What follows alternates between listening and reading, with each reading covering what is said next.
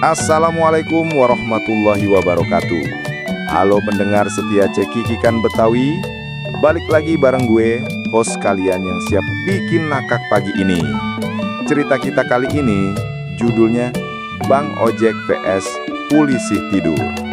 Bayangin, Bang Ojek lagi ngebut di jalan kampung.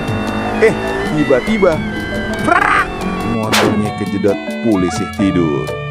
Bang Ojek langsung teriak, "Astaga, nih polisi tidur kagak pernah bangun-bangun, kerjaannya bikin orang jatuh aja."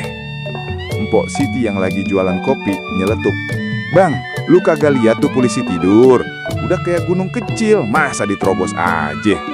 Bang Ojek ngelas, "Saya kira polisi tidur beneran tidur, jadi saya mau bangunin pakai motor." Tiba-tiba Udin datang, anak kampung yang suka ngelawak, bilang, "Bang, kalau polisi tidur kagak bisa bangun, mendingan lu kasih bantal sama selimut aja, biar nyaman." Bang Ojek langsung nyeletuk, "Din, jangan ngelawak aja, lu kira ini kos-kosan?" Begitulah cerita kocak dari kampung Betawi.